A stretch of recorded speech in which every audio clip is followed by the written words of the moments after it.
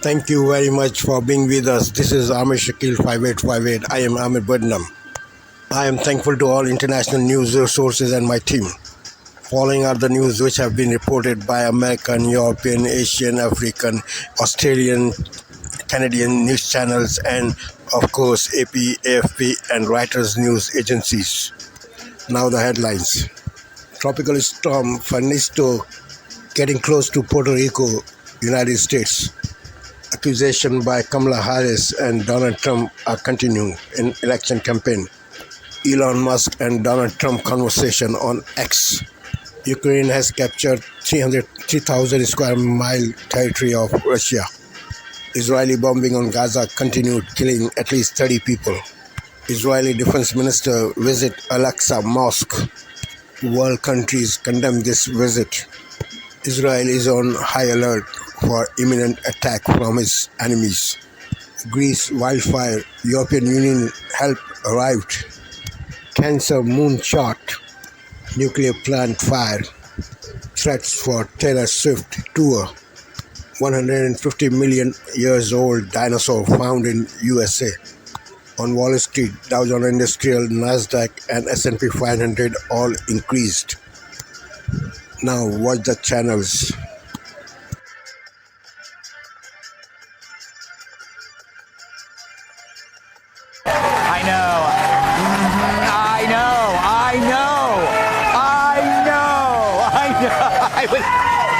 I would cheer too if you were looking at this. Happy Tuesday, everyone. All right, the European Union sent a letter to Elon Musk warning that interviewing Donald Trump could be, quote, harmful content. Also harmful to Europeans? Soap. They're dirty. Dirty Europeans. During his interview with Elon Musk, Donald Trump said President Biden is close to vegetable state. The White House denied this, saying Joe's healthy and still enjoys his favorite foods. A recent op-ed suggests Tim Walz's masculinity is terrifying to Republicans. Well, I wouldn't say Tim Walz's masculinity. A new Washington Post op-ed says Kamala's campaign has better vibes than Trump's, and they praise her for being light on substance but high on feels.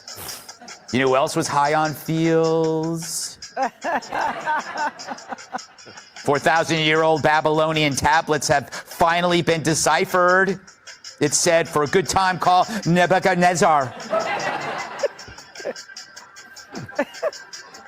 Dolce & Gabbana is introducing a perfume for dogs. It's called Other Dogs' Butts.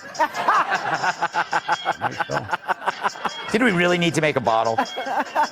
A Texas school has banned all black clothing because it's linked to poor mental health, especially for students with dandruff. This with the picture of what... We need to show you what dandruff is.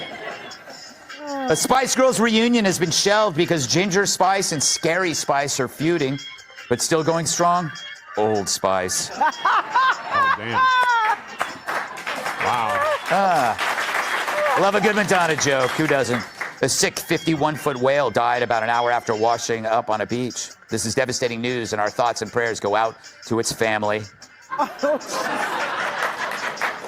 And scientists say masturbation can decrease the likelihood of prostate cancer.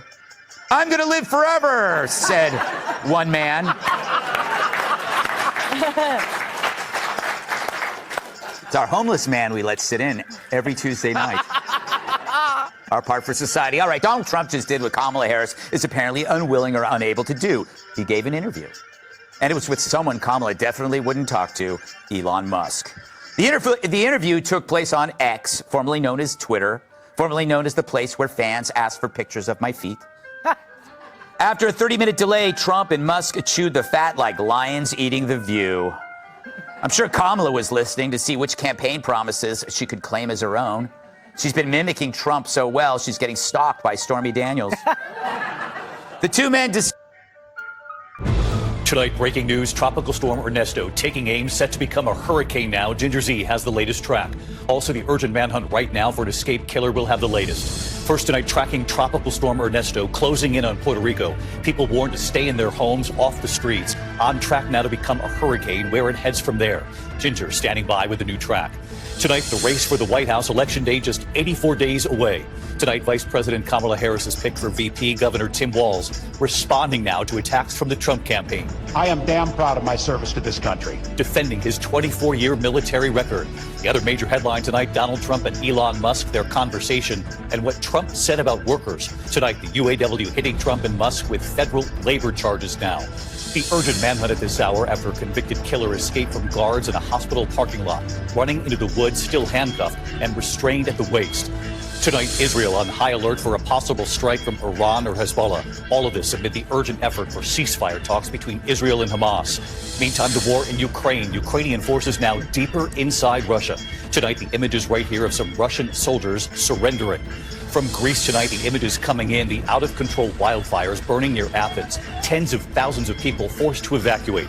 American tourists there to see ancient ruins, witnessing a country in flames. Here in the U.S., the major move tonight from President Biden, his cancer moonshot, on a personal mission to cut cancer deaths in half within 25 years. The largest nuclear power plant in the U.S. issuing an alert after a fire breaks out at the facility. On heightened alert tonight as Taylor Swift plans to resume her tour following that foiled terror plot. And tonight, the first look, a fully reconstructed dinosaur believed to be a new species found here in the U.S., 150 million years old. And you'll see it right here. From ABC News World Headquarters in New York, this is World News Tonight.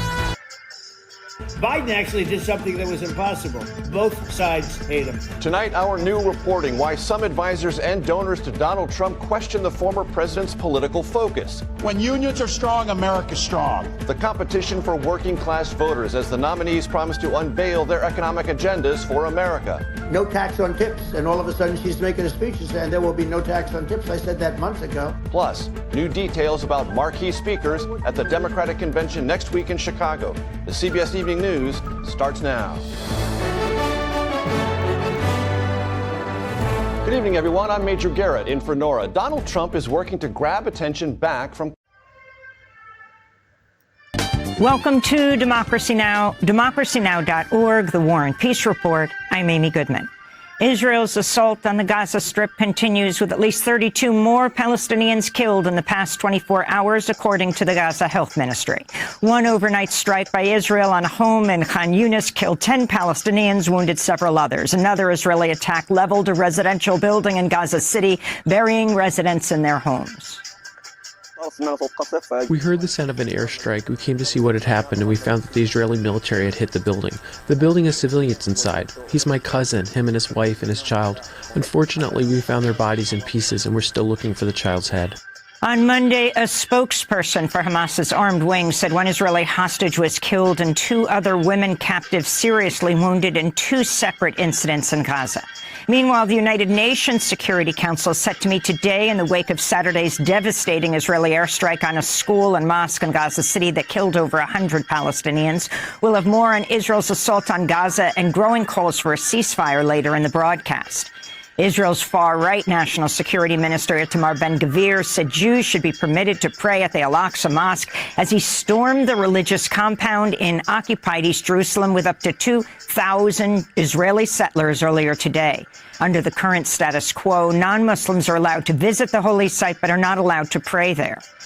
In the occupied West Bank, Israeli forces killed an 18-year-old Palestinian during overnight raids. Elsewhere, Israeli settlers raided the Palestinian village of Atwani in large numbers. Amidst the mounting death toll and destruction, the U.S. State Department says it'll resume funding to the Israeli military's Netzat Yehuda battalion after ending its probe into the ultra-Orthodox group.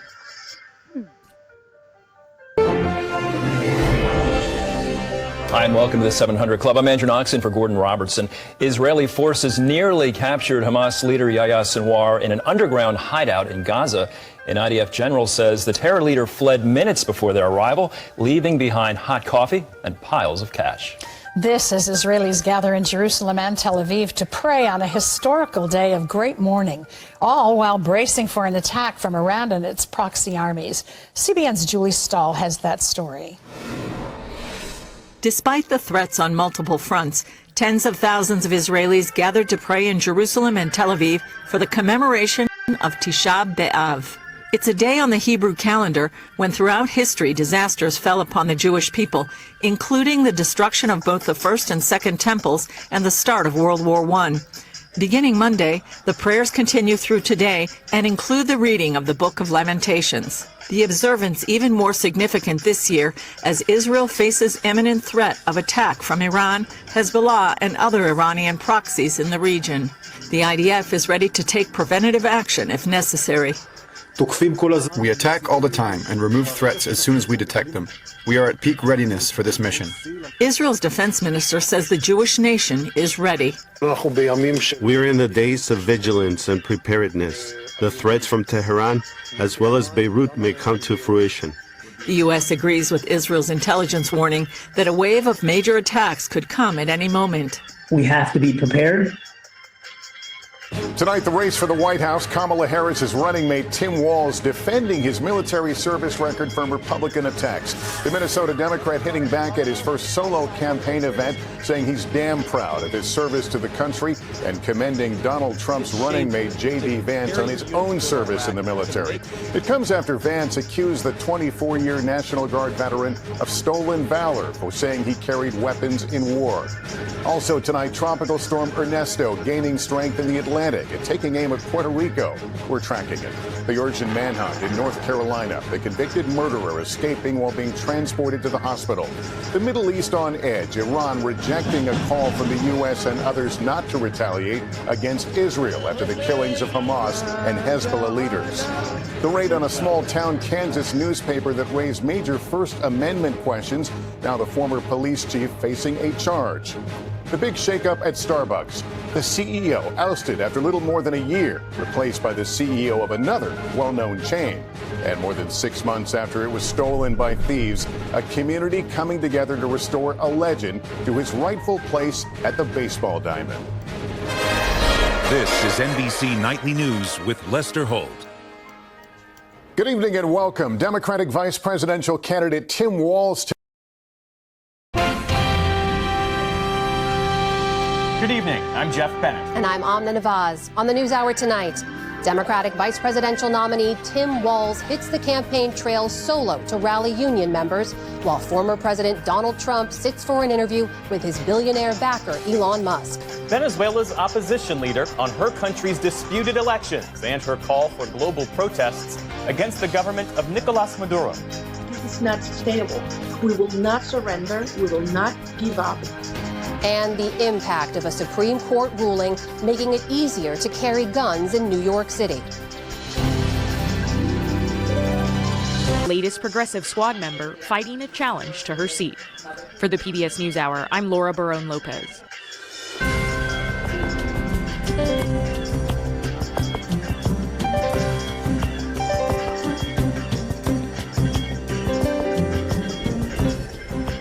We start the day's other headlines in the Middle East. Iran has rejected a call from European leaders to refrain from retaliatory strikes on Israel, calling it a, quote, excessive request. The region is bracing for such an attack following the death last month of Hamas political leader Ismail Haniyeh in Tehran, which Iran blames on Israel. In Washington today, a State Department spokesperson said that, quote, no one benefits from any kind of retaliation, adding that all parties should exercise restraint. Everyone in the region should understand that further attacks only perpetuate conflict, instability, and insecurity for everyone. And so what we're focused on is intensively on de-escalation through diplomacy. Meantime, the U.S. has approved the sale of $20 billion worth of arms to Israel, including fighter jets and advanced air-to-air missiles. But the weapons are not expected to get to Israel anytime soon, as they're tied up in contracts that can take years to fulfill. Ukraine's army chief says his troops have won control of another 15 square miles of Russian territory in just the past day. Ukraine now claims to control 74 communities in the Kursk region following last week's surprise incursion. But Russia says it's fighting back, releasing this unverified video of an alleged counteroffensive to stop Ukraine's advances. Ukraine's largest cross-border raid since the war began has forced tens of thousands of people to evacuate the area. In Kyiv, a foreign ministry official stressed that the goal of the operation is not occupation. Unlike Russia, Ukraine does not need other people's property. Ukraine is not interested in taking the territory of the Kursk region. He goes on to say that Ukraine's offensive is instead aimed at preventing Russia from carrying out long-range strikes launched from the Kursk region back into Ukraine. Tropical storm Ernesto lashed the northeast Caribbean today with heavy rain and wind. It's now expected to head north of Puerto Rico, where officials have closed schools and activated the National Guard. Forecasters are warning of up to 8 inches of rain there, with possible flooding and landslides. Ernesto is the 5th named storm of this year's Atlantic hurricane season. It's predicted to gain hurricane strength early tomorrow, but is not currently on track to hit the southeastern U.S. A grand jury in Ohio indicted police officer Connor Grubb today on charges including murder in the death of a 21-year-old pregnant black woman. Grubb and another officer approached Takaya Young's car in a store parking lot last August after she was suspected of shoplifting. The other officer ordered her to exit the car. Instead, Young rolled her vehicle forward and Grubb fired 1 bullet through the windshield, hitting her in the chest and killing her. Young's unborn daughter also died. Grubb is due to be arraigned in court tomorrow. A former Kansas police chief who led a raid last year on a weekly newspaper has been charged with felony obstruction of justice. The single charge against Gideon Cody relates to accusations that he asked a business owner who was a potential witness to delete texts between them. Cody justified the raid on the Marion County Record by saying police were investigating whether the paper committed identity theft and illegally accessed information in reporting a story. It sparked national outrage as an assault on press freedom. Prosecutors later concluded no crime was ever committed by the paper's publisher or staff. On Wall Street today, stocks jumped after a report on producer prices fueled hopes for a rate cut next month. The Dow Jones Industrial Average added more than 400 points on the day. The Nasdaq rose more than 400 points as well, or nearly 2.5%. The S&P 500 also saw strong gains. Still to come, on the NewsHour, former President Trump raises the idea of taking a heavier hand with the traditionally independent Federal Reserve. A bipartisan effort identifies how lawyers can help preserve American democracy. And a former military fort turned art center celebrates 50 years of bringing people together through creativity. This is the PBS NewsHour from WETA Studios in Washington and in the West from the Walter Cronkite School of Journalism at Arizona State University. The top United Nations human rights official today criticized Venezuela. The top United Nations human rights official today criticized Venezuelan authorities for what he called arbitrary detentions and disproportionate use of force more than 2 weeks after.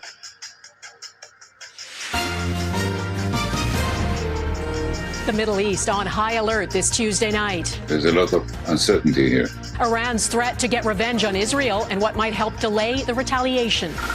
Scathing criticism why the UN is comparing Canada's temporary foreign workers program to slavery.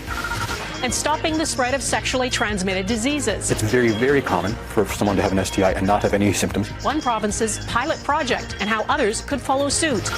Plus, uncharted waters. Water is a key ingredient for life as we know it. What's been detected lurking beneath the surface of Mars. Global National with Donna Friesen. Good evening and thanks for joining us. More than The wildfire situation in the province has improved, with thousands of people taking off evacuation orders and alerts, but provincial officials warn now is not the time to get complacent, as things can change rapidly. CTV's Ben Milger takes a look at these specialized crews who knock new fires down before they threaten communities. At the peak of fire activity over the last couple of weeks, more than 5,000 British Columbians found themselves under evacuation order or alert. As of Tuesday afternoon, just 55 properties remain under order. Between the cooler weather we're seeing in some parts of the province right now and the decrease in evacuation orders, I would love to say that this is a sign that we're winding down the wildfire season, but it is not. 7,500 lightning strikes in the last week alone have ignited 256 new fires. 4-person initial attack crews, frequently flown in by helicopter as soon as a new fire is detected, are often the first on the ground to assess the situation.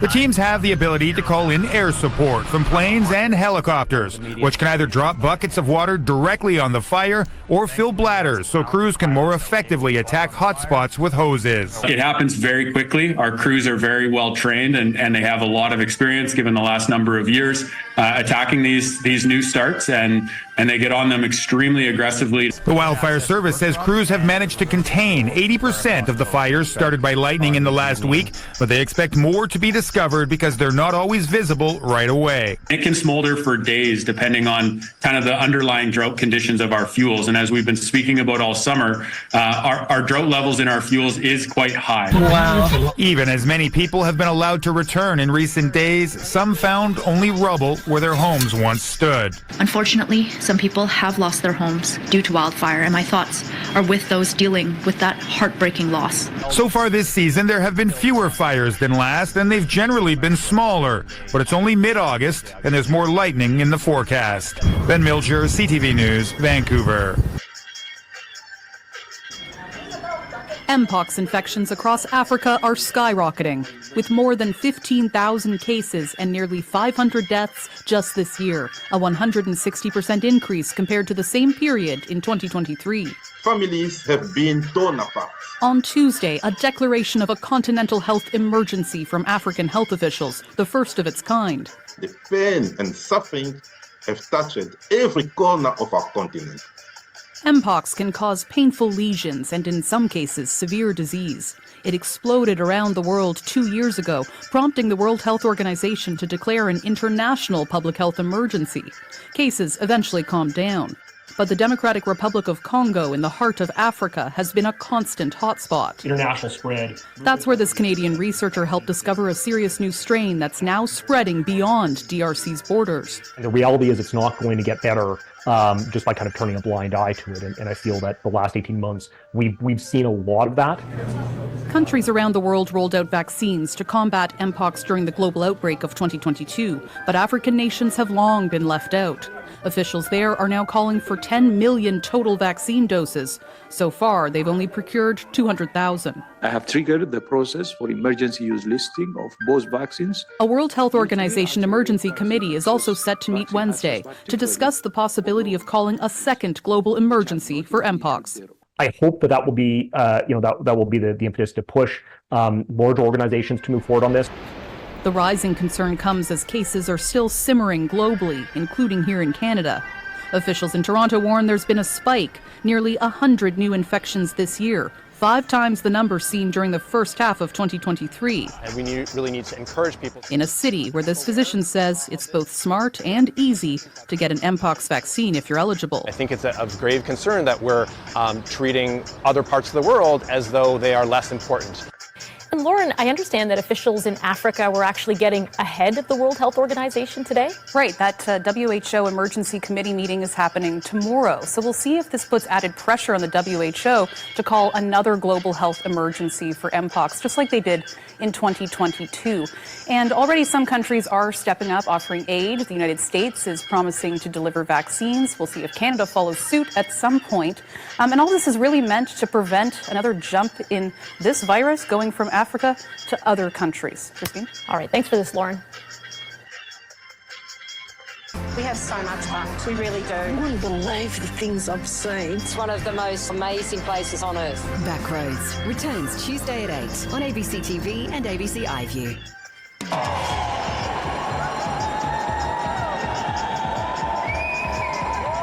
Today, Australian Olympians arrive home after the country's most successful games ever.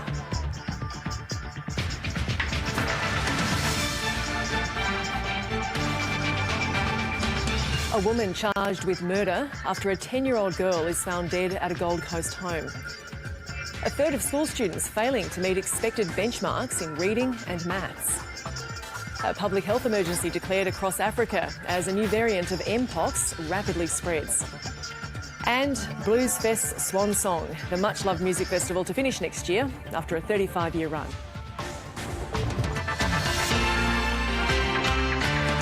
Hello and welcome to Mornings on ABC News. I'm Gemma Vaness. We're going to take you straight to the Gold.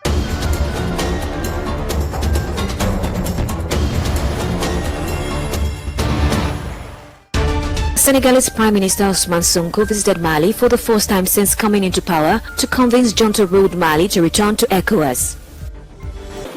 Senegalese Prime Minister Ousmane Sonko visited Mali for the first time since his political party came into power in the March 2024 presidential elections. Sonko's visit is a part of diplomatic efforts led by Senegal to convince junta-led Mali to return to ECOWAS, a 15-nation regional bloc established in 1975. We spoke without a filter, as they say, to exchange views on major issues of the day, both on the national scene in Senegal and Mali, and also to discuss broader questions about what's happening in the sub-region and in the world. Mali, Niger and Burkina Faso have left ECOWAS after the military takeovers fractured their relations with West African neighbors. We have to put the emotions aside and work on the basis of concrete concern. If we are Pan-Africanists, every Pan-Africanist must have uniting Africans beyond our differences, as is our only objective. So whatever our differences, let's try, as our elders did, to create the Malian Empire that stretched from here to Senegal, Ghana and everywhere in between. We can do no less than they did, and that's our concern. But if a sovereign country like Mali feels that the mistakes it has made justifies its departure, we respect that sovereignty. ECOWAS has been leading efforts to return civilian rule to coup its countries, pressuring the juntas with sanctions and rejecting lengthy transitional timetables.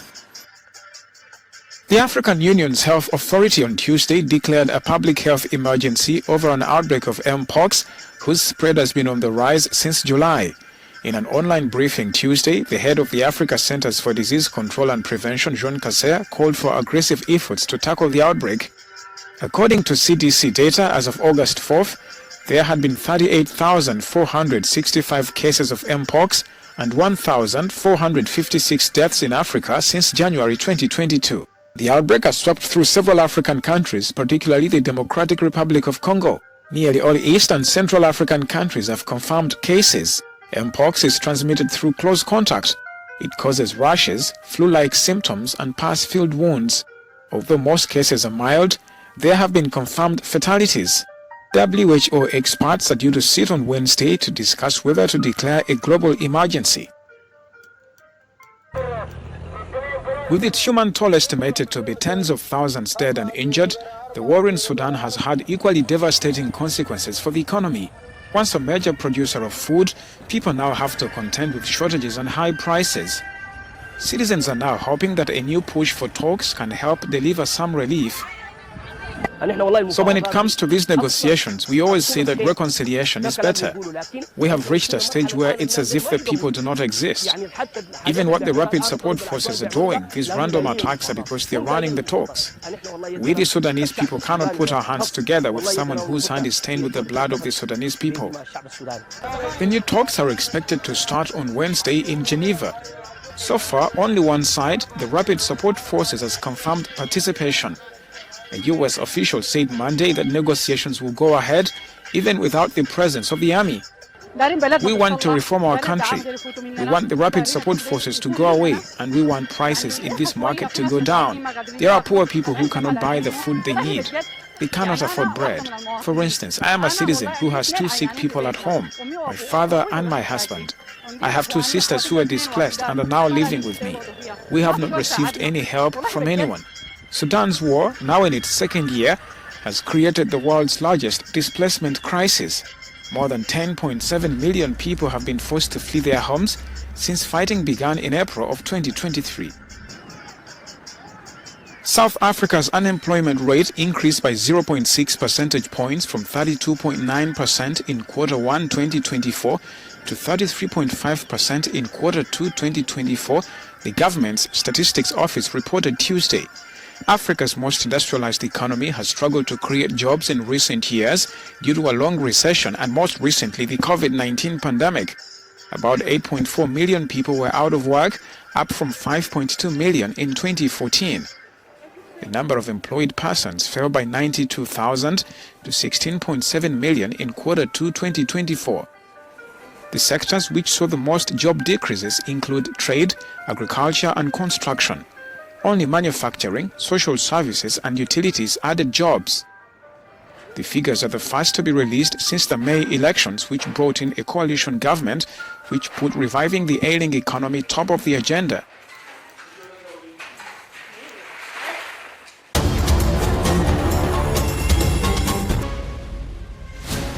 Hello, good morning. It's 6 o'clock. On today's show, how basic failures in hospital care led to the death of a mother 2 days after giving birth. Plus, it's a big day for the economy. The latest inflation figures are published in just under an hour. It's Wednesday, the 14th of August, coming up. The family of an Essex mum tells Sky News how she begged hospital staff not to let her die. She told them she was dying. She said to them so many times, "I'm dying, help me. Please help me." An Israeli strike in Gaza kills newborn twins while their father was collecting their birth certificates.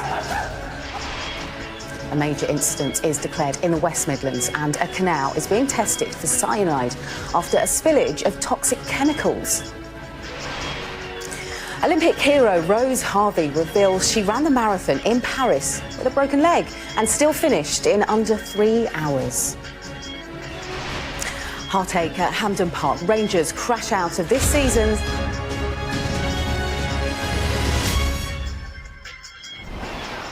Costas, one of the 200 France 24 correspondents around the world.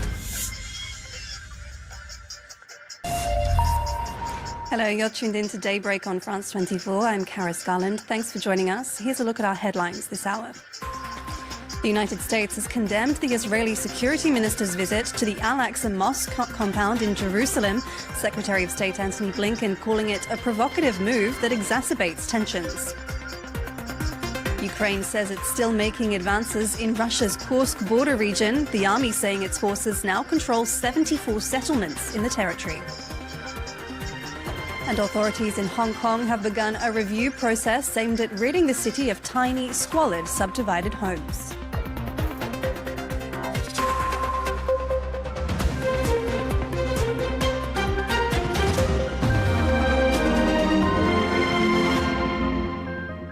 The United States has condemned the Israeli security minister's visit to the Al-Aqsa Mosque compound in Jerusalem. On Tuesday, hardliner Itamar Ben-Gvir led prayers at the site, sacred to both Jews and Muslims, freshly challenging the Israeli government's rules that prohibit Jewish prayer there.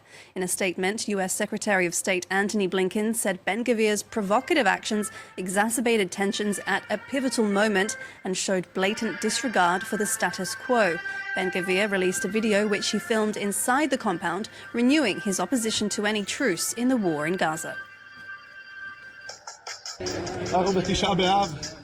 We are on Tisha B'Av, the Temple Mount, coming to mark the destruction of the temple. But it needs to be said with sincerity. There's very significant progress here in the governance, in the sovereignty. As I have said, our policy is to enable prayer. I say one more thing. We must win this war. Must win it and not go to summits in Doha or Cairo, but win it. Take them down on their knees. This is the message. We can beat Hamas, taking them down on their knees. Even the Prime Minister's office itself made clear that the events of this morning are a deviation from what is Israeli policy and a deviation from the status quo. And let me just say clearly that the United States stands firmly for preservation of the historic status quo with respects to the holy sites of Jerusalem. And any unilateral action, which this would be any unilateral action like this that jeopardizes such a status quo is unacceptable. Palestinian President Mahmoud Abbas is set to visit Turkey this Wednesday, where he'll meet with his Turkish counterpart Recep Tayyip Erdogan. It comes after Abbas held talks with Vladimir Putin in Moscow on Tuesday, the Russian president saying he was pained by the plight of the Palestinian people. Russia has sought to cast itself as a peacemaker in the Middle East and blamed the region's problems on failures of U.S. policy. Abbas said Moscow was one of the Palestinians' dearest friends. Ukraine says it is still making advances in Russia's Kursk border region 1 week into its surprise incursion. On Tuesday, the commander of the Ukrainian army said Kyiv's forces now control 74 settlements in the territory, having moved forward by 1 to 3 kilometers in some areas. Meanwhile, the head of Russia's Belgorod region, which borders Ukraine's Kharkiv Oblast and neighbors Kursk, has declared a state of emergency, saying the area has also come under attack from Ukrainian drones. Caitlin Kelly has the latest. A new chapter and a new frontier. Since Ukrainian forces entered Russia's Kursk region last Tuesday, the military have taken dozens of towns and villages, in what experts say is the biggest attack by a foreign army on Russian soil since World War II. We have proven once again that we Ukrainians are capable of achieving our goals in any situation, capable of defending our interests and our independence. And we must make full use of our achievements, and we will. A week on, 40 square kilometers of territory are now under Ukraine's control, according to Army Chief Alexander Sipsky. We continue to conduct offensive operations in the Kursk region. As of now, under our control, about 1,000 square kilometers of territory of the Russian Federation. The troops are fulfilling their assigned tasks. Fighting is taking place actually along the entire front line, and the situation is under our control. In a statement on Tuesday, Russia claimed they halted Ukraine's troops and said attacks at the border by Ukrainian army units had been repelled. Kyiv blindsided Moscow last week by pouring thousands of troops into the western Russian region, resulting in the evacuation of thousands of civilians on both sides. Ukraine said it would not hold on to the captured Russian territory, offering to stop raids if Moscow agreed to a just peace. As other regions along the 600-mile eastern front continue to suffer heavily under Russian shelling, the counteroffensive offers a new front that threatens Moscow's advantage. Meanwhile, Ilya Yashin, a leading member of Russia's opposition, has vowed to continue fighting for democracy after being released 2 weeks ago in the biggest prisoner swap since the Cold War. Yashin, who was jailed by a Moscow court for 8.5 years in 2022, the 41-year-old activist is now in Berlin, from where he has vowed to continue fighting for freedom back home and to educate Russians about the war in Ukraine. France 24's Nick Holdsworth brings us this report. Ilya Yashin sits at a cafe somewhere in Berlin. Just 2 weeks ago, he was in a Russian prison cell. Released as part of the biggest East-West prison exchange since the Cold War, the leading Russian opposition figure is still coming to terms with his new life of freedom. I have mixed feelings. On the one hand, I'm happy to be free, to hug my family and see close ones. I only managed to hug my mother twice in 2 years. At the same time, it is very hard to realize that my comrades are still serving time. The 41-year-old anti-Putin activist, who had been jailed for publishing videos exposing Russian atrocities in Bucha, had vowed to remain in Russia, fighting from within the system. I was ready to stay in Russia, even in prison. I was in fact deported in breach of the law and all legal norms. For some reason, Putin decided to kick me out of my home, although it is my home too. I'm not Putin's guest. That is why it's hard for me to accept all this. His new status won't stop him continuing to fight for an end to the war in Ukraine and freedom for Russia. Last week he spoke to supporters in a Berlin park, calling for other Russian exiles to put pressure on family back home to turn against the war. I was a politician in Russia, a politician in prison, and now I have a new experience and I shall be a politician in emigration. I'm not ready to talk about specific...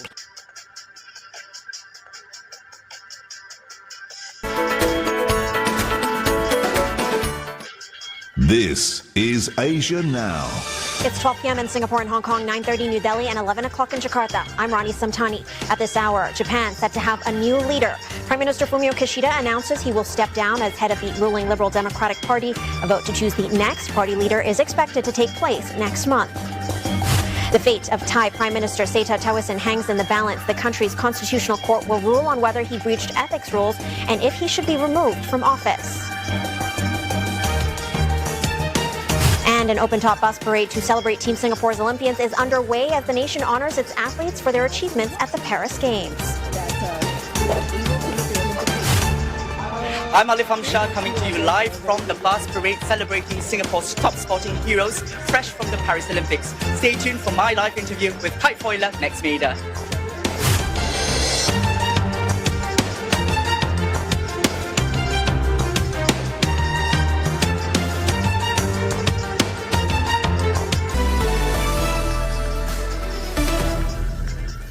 This is DW News, and these are our top stories.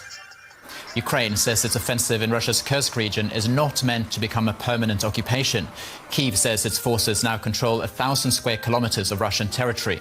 The surprise attack left Moscow scrambling to send in reinforcements and forced more than 120,000 Russians to flee their homes in Kursk and the neighboring Belgorod region. Medical staff across India are on strike over the rape and murder of a trainee doctor at a hospital in Kolkata. Thousands marched through cities demanding better security measures as growing protests disrupt hospital services. The victim's body was found last week in a seminar hall with multiple injuries. A suspect has been arrested. Several European countries are sending specialist crews and equipment to Greece to help deal with wildfires that threatened Athens. Entire neighbourhoods north of the capital were evacuated. However, the government says there's no longer an active fire front near the city. You're watching DW News from Berlin. There's more on our website. That's at dw.com. Thank you for watching and privilege of your time. This is Amir Shakil 5858. I am Amir Woodman. Have a good life.